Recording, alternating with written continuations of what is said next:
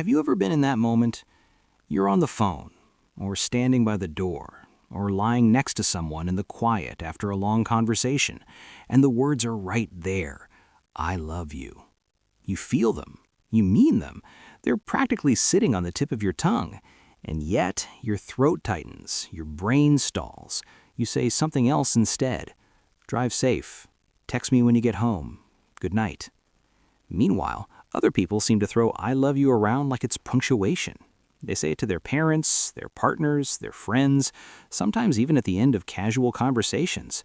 So if you feel awkward saying it, you might secretly wonder, what's wrong with me?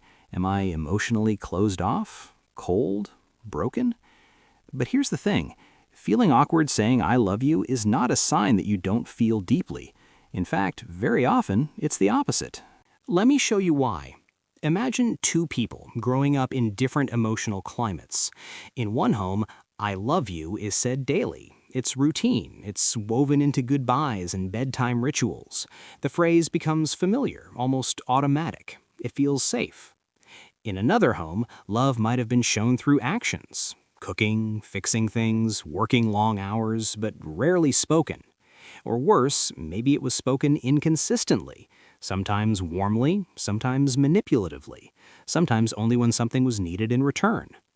Your brain is incredibly good at associating words with emotional outcomes.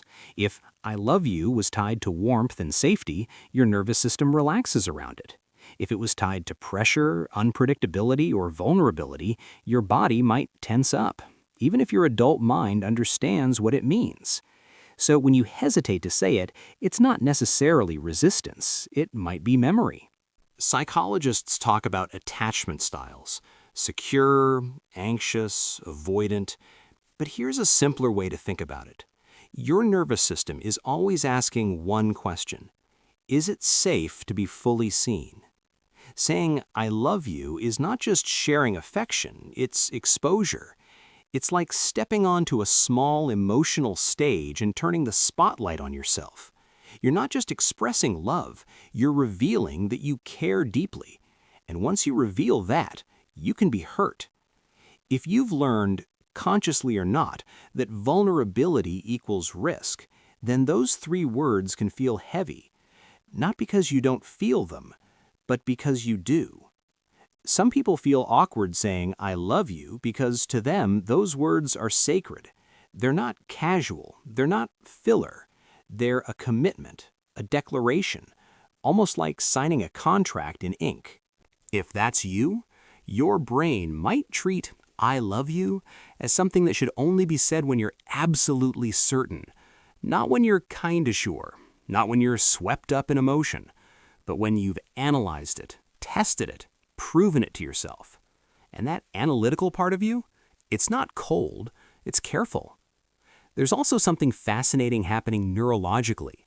When you express love verbally, especially in an intimate relationship, your brain activates areas connected to reward and bonding, dopamine, oxytocin, all the good stuff. But at the same time, it can activate threat detection systems if vulnerability has been risky in the past. So you get this strange mix of warmth and alarm, connection and caution. Your heart leans forward, your body leans back. Ever notice how some people show love through actions instead?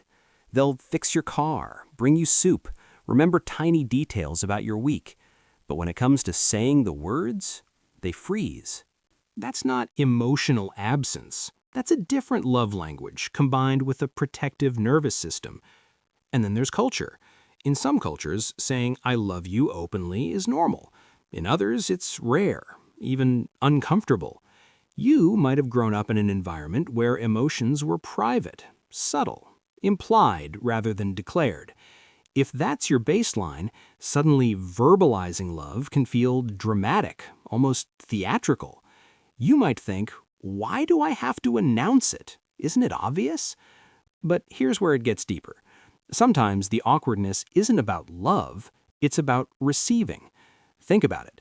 If you say, I love you, there's a chance the other person won't say it back, or they'll say it differently, or they'll hesitate. That pause, however small, can feel enormous. So your brain tries to protect you from that moment.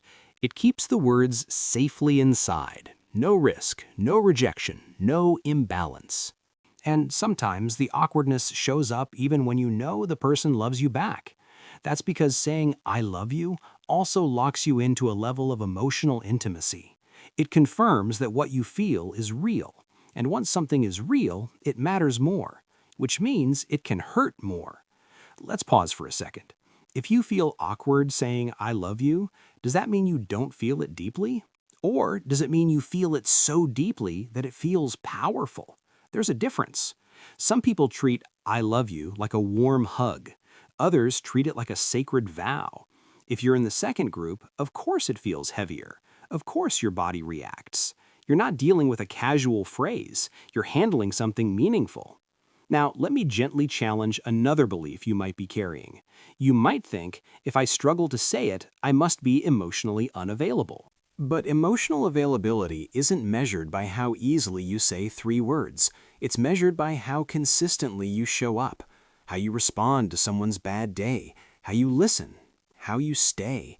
Sometimes the quiet ones love the loudest. The awkwardness can also be a sign of self-awareness. You don't want to say something you don't fully mean. You don't want to use love as decoration.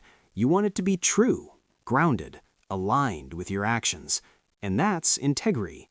At the same time, growth often lives just beyond discomfort. If saying I love you makes your heart race a little, that doesn't mean you should avoid it forever. It might mean your nervous system is learning that vulnerability doesn't automatically equal danger. There's something beautiful that happens when you practice expressing love verbally. The first few times, it might feel stiff, mechanical, almost foreign.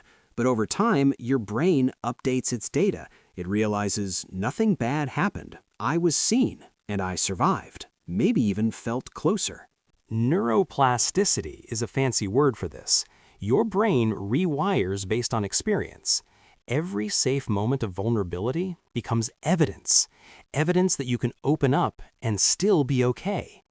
And here's a quiet truth. Sometimes the awkward pause before I love you is part of what makes it meaningful. Because when you do say it, it's not automatic. It's chosen.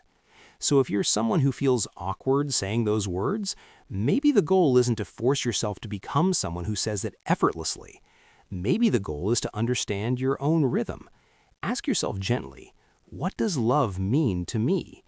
When I hesitate, what am I protecting? And is that protection still necessary? You don't have to become louder. You don't have to become more dramatic. But you can become more intentional. Maybe next time, instead of rushing past the moment, you let the awkwardness exist. You feel your heartbeat. You notice the tightness in your chest. And you say it anyway. Not because you're trying to perform, but because you're choosing connection over fear. Or maybe you start smaller. A softer tone, a different context, a written message. Vulnerability doesn't have to be explosive. It can be quiet. And if you're listening to this thinking, that's me, I feel everything, I just don't always say it, know this, you are not broken. You are wired for depth, and depth sometimes comes with caution. Love isn't measured by volume, it's measured by presence.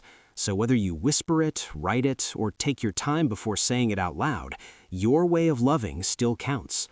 If this resonated with you, I'd love to hear your experience. Do you find it easy to say I love you, or does your brain do that little freeze? What do you think is behind it?